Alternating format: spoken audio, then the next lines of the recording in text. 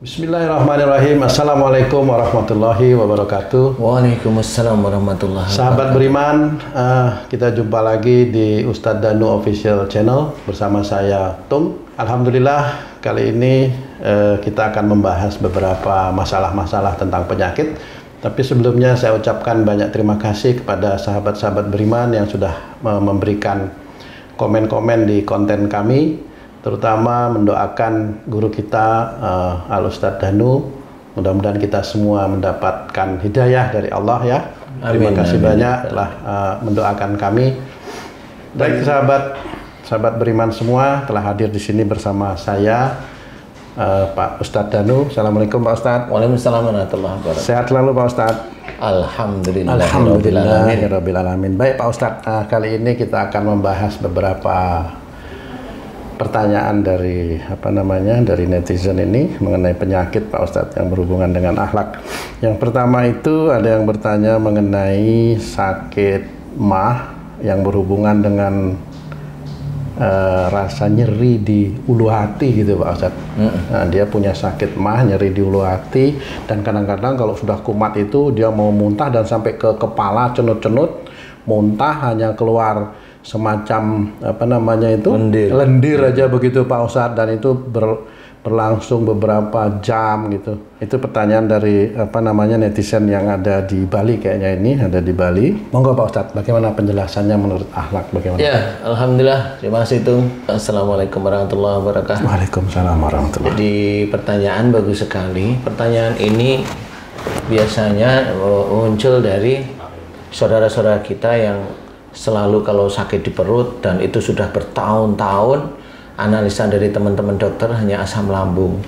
Ya nggak bisa disalahkan ya teman-teman dokter, karena memang ilmunya memang kalau seperti itu asam lambung. Kalau dari sisi dari sisi akhlak, kemudian apa sih yang terjadi? Insya Allah sebenarnya ya atas izin Allah itu sebenarnya. Jadi yang pertama kali dari sisi akhlak itu ada dua kemungkinan. Kalau memang itu di ulu hati, kemudian di perut, saya bilang ulu hati ini bisa aja lambung, kemudian di perut ini ya usus dan sebagainya isinya itu. Kalau di ulu hati itu, kalau dari sisi akhlak berhubungan dengan seseorang yang sakit di daerah ulu hati ini agak susah menerima masukan, agak susah menerima nasihat orang lain. Awalnya begitu. Apalagi kalau dia sakit mutah, berarti dia kalau diberi masukan, diberi nasihat tuh ngebantah, membalikkan. Pokoknya kalau diberi masukan atau nasihat, entah itu orang tuanya, entah itu pasangannya, itu membantah. Nah itu ketahuan kalau mamanya dia makan selalu keluar lagi. Itu ceritanya makan itu sama seperti nasihat, nanti dikeluarkan. Hatinya nggak mau, lambungnya nggak mau nerima. Itu terjemahan dari akhlak, dan itu dicirikan oleh Allah Ta'ala seperti itu. Jadi kalau itu ingin sembuh, umpamanya punya anak yang belum akil balik, masih bayi atau masih pokoknya belum akil balik, kalau dia itu diberi susu mutah, dimakan mutah, ini berarti ada salah satu orang tuanya yang kalau diberi masukan, nasihat, ilmu-ilmu yang baik itu membantah, berkata-kata kembali. Jadi itu biasanya anaknya mutah, atau dia sendiri besok kalau dia sakit cirinya mutah. Jadi sakitnya apa aja itu dia itu mutah. Nah di sini harus kita sadari dari sisi akhlak itu seperti itu. Di ulu hati kalau dia mual biasanya susah menerima nasihat orang lain. Kalau mamanya dia mutah, berarti di luar dia itu tidak menerima nasihat orang lain, biasanya terus menjawab. Jadi dia jawabnya asal-asalan, atau dinasihatin menjawabnya dengan emosi. Bukan memotong pembicaraan, bukan ya? Beda ya? Bisa aja sebenarnya dalam memotong pembicaraan, kan intinya marah kan bisa aja. Jadi itu semuanya intinya kalau berhubungan dengan nasihat. Nasihat untuk memperbaiki dia sendiri, tapi dia tidak mau. Umpamanya seorang istri dinasihatin suami, dia menolak, nah itu nanti anaknya ada yang seperti itu. Dan kalau ciri sakit dia sendiri, istrinya ya begitu, nanti mutah-mutah, pusing, mutah-mutah, seperti itu. Yang dianalisa dokter ya masuk angin biasa. Nah seperti itu. Nah ini yang di ulu hati. Kemudian kalau yang di perut, biasanya kecenderungan kalau ada persoalan-persoalan dalam rumah tangga, perut itu isinya usus ya. Usus itu dipergunakan untuk menyerap sari-sari makanan. Nah, kalau menyerap sari-sari makanan itu berarti adalah di dalam kehidupan berumah tangga, ini saya analogikan, di dalam kehidupan berumah tangga itu ada sesuatu yang harus kita serap menjadi ilmu, bisa menjadi lebih dekatnya kita kepada Allah Ta'ala, atau yang kita tolak karena memang itu keluar dari syariat.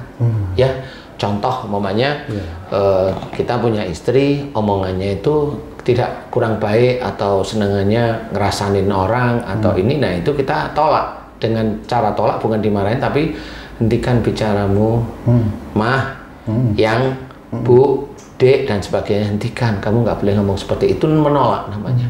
Dan menolak tapi memperbaiki. Jadi intinya adalah kita harus menolak. Nah itu ciri dari usus.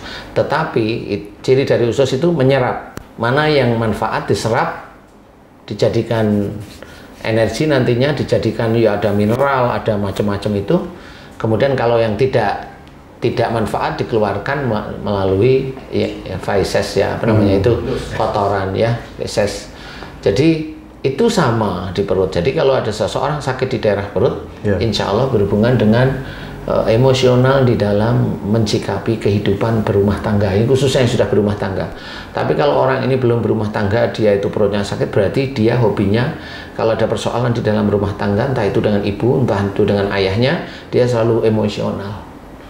Nah, itu melalui perbuatan atau hanya melalui mendengarkan nasihat atau masukan aja bisa menyebabkan sakit di daerah perut dan lambung itu, Pak? Bisa. Yang pertama kan dia hanya menolak itu kan membantah. Tapi kemudian kalau dalam ini sudah, nasihatnya sudah, kemudian dia marah-marah, ngomel, nah itu kan di perut nanti. Jadi nggak cuma di lambung.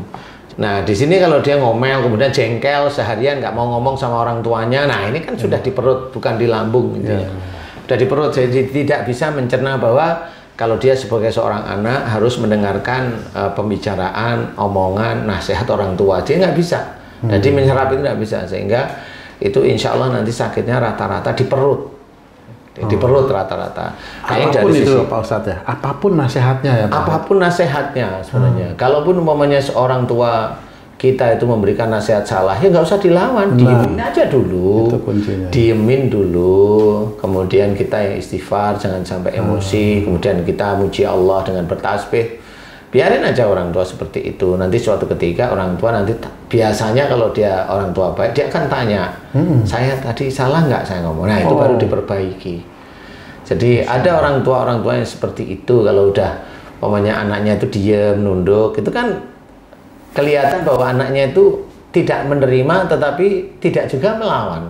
Nah, orang tua pasti bertanya, ya pasti dalam hatinya ada, nanti dia akan bertanya. Biasanya seperti itu, orang tua yang peka itu seperti itu. Nah, pada waktu nanti dia bertanya, ada yang salah tadi?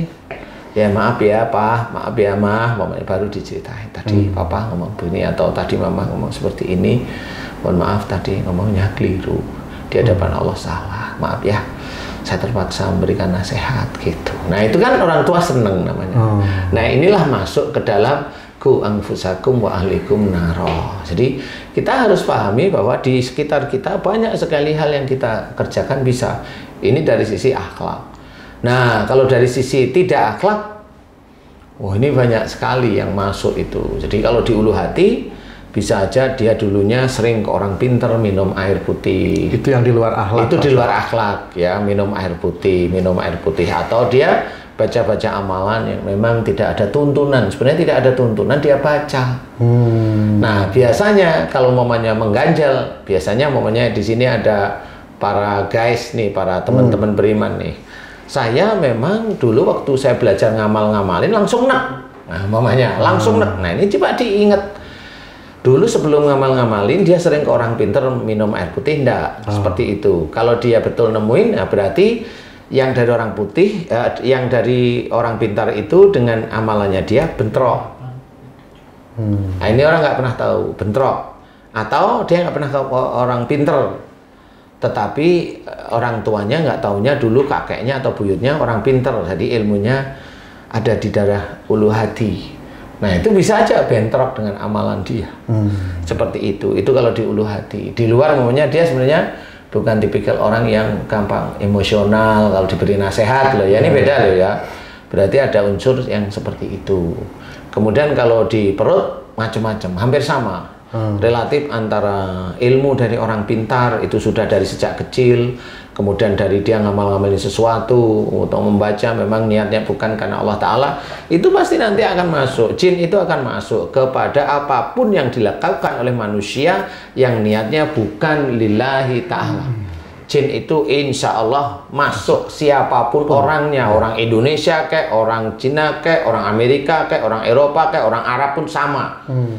Kenapa seperti itu? Karena memang orang itu disuruh hidup itu harus lillahi ta'ala. Inna sholati wa nusuki wa mahyaya wa mamati lillahi rabbil alamin. Ini harus kita ketahui.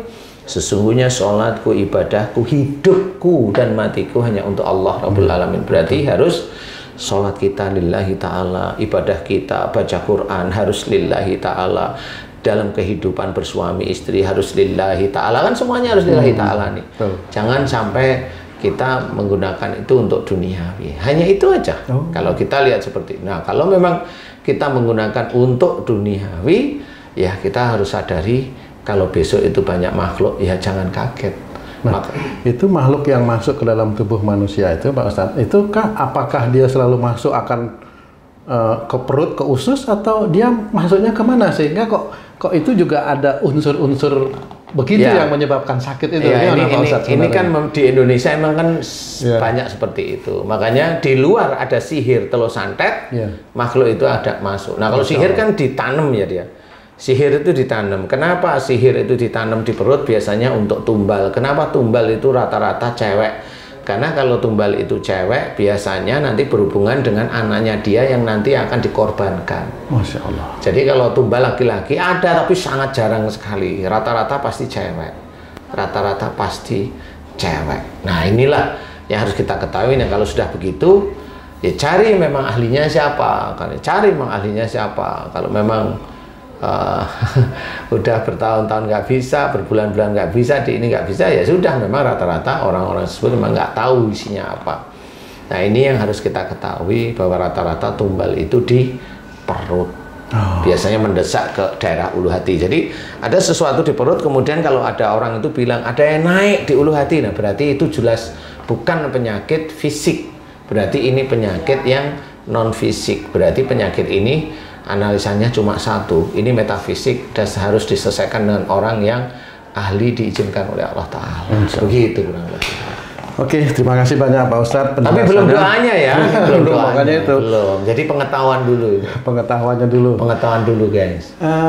Baiklah, sahabat beriman yang dirahmati oleh Allah.